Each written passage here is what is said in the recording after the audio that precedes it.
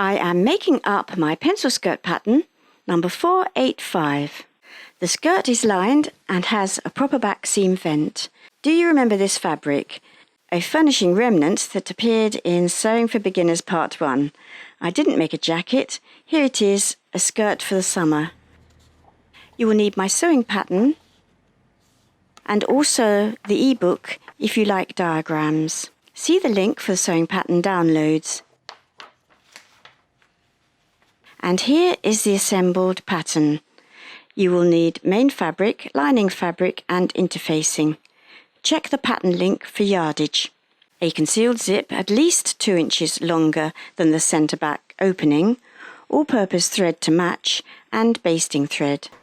This is a calico demo for clarity. Cut out according to the layouts, snip the notches and tailor tack the dots. Interfacing is cut sticky side up. And note, the vent pieces are identical. The waistband is cut from a single layer, right side facing up. Mark these dots with tailor tacks, or just snip. The lining pieces are cut out and marked up in the same way. We will be removing this portion from the left back lining. Trim off a ½ inch from the hem of the lining backs and the lining front. I have ironed the vent interfacing to the wrong side of the backs. Note that the positions are different. I have also ironed the interfacing to the wrong side of the waistband on the notched half. Don't forget the waistband was cut right side facing up. I've cut away the pink portion of the vent from the pattern to use as a template.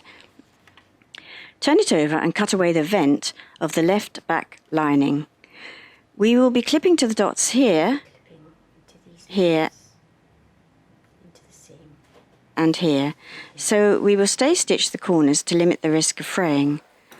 Machine a straight stitch just inside the seam allowance through the single layer of fabric.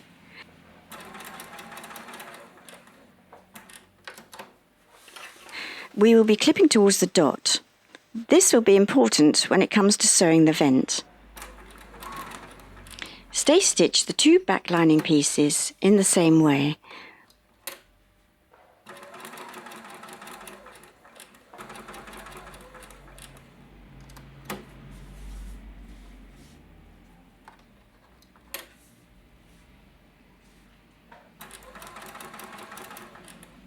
Then we will stitch all the darts in the main fabric and the lining.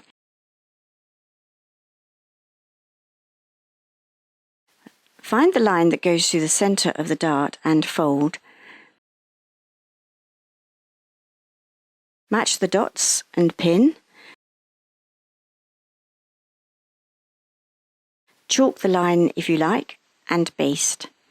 Machine, reducing stitch length as you approach the point. Run your stitches off the fold. Leave long threads and knot close to the point. If you choose to machine over pins instead of basting, please always wear eye protection. With experience, you can stitch your darts without pins or basting. Press all the darts towards the centre. Using a tailor's ham is especially useful for pressing these darts for a smooth finish. For wool and delicate fabrics, always press through a cloth. Next, we'll sew in the concealed zip.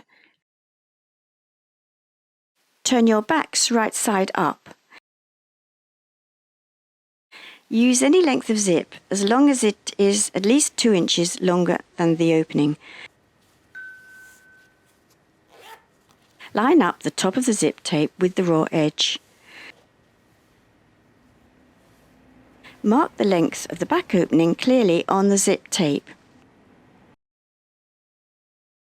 With the zip fully open, place the zip tape edge along the back opening, right sides together. The tape edge must be 1/8 of an inch or 0.3 centimetres from the garment raw edge. My 4-run method. See the PDF that goes with this pattern. Use a zipper foot. No need to pin unless fabric is stretchy. Left back first. Don't stretch the fabric. First run. Needle to the right. Long stitch. Machine to fix tape in position.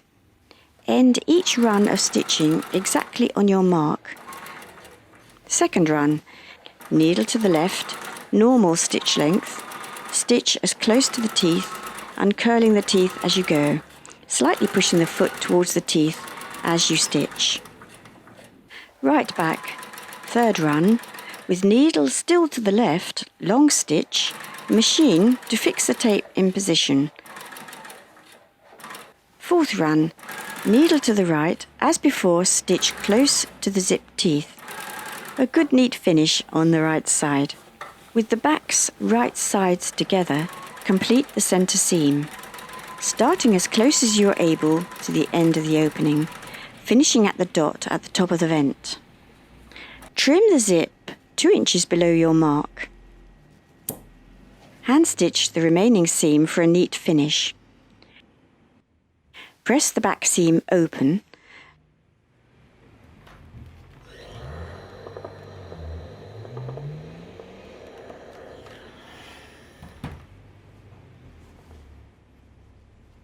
Lightly press from the right side using a press cloth.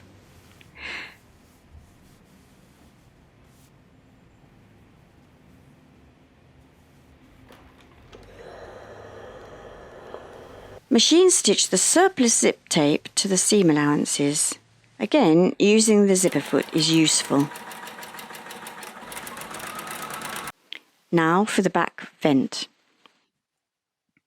We have clipped into the seam allowance here so that the underlap of the back vent will lie flat and the seam allowance above remains pressed open.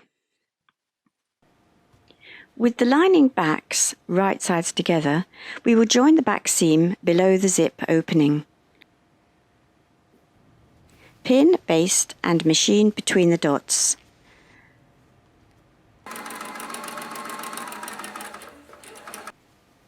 Fold in and baste the lining seam allowance above the dot. Press the seam open only between the dots.